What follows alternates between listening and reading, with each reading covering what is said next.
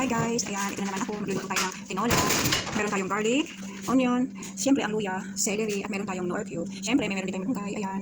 At siyempre, hindi mawala ang ating mahiwagang chicken. Ayan, meron tayong ingredients, oil, ayan, yung chili powder yan, black pepper and salt. Ayan, ang ingredient ng ating tinola. Tinola yan, walang ibang gulay, hindi yan lang.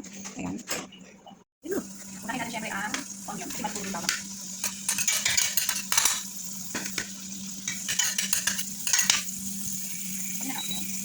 Dahil lang ako dito sa uli ang onion. Dahil tayo ilagay ang garlic. Doon na lang ako. Kasi pag garlic ako na, puro garlic siya. Doon na lang ako na. Medyo kapag yan ganyan.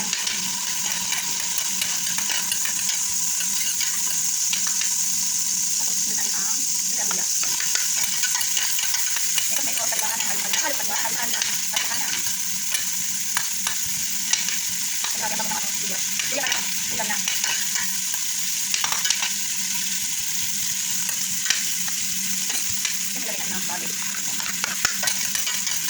Mamaya ko talagay ang celery. Dahil, ang nilagay ko celery, ano siya malalago? So, pag nilagay ko yung chicken, ang parang namin. Lahat ang nilagay yung almond ko.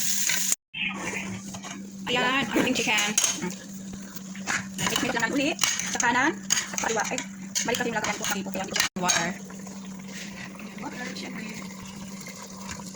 Gawin ko yan, parang nila. Tinis ko yung ganyan kadami sa mga. Para, ano. Wow, bango, grabe. Dahil wala tayong yung siling haba, ito gawin natin. Yan, saka ito siya. Para medyo, tumisip-sip ng konti. Yan.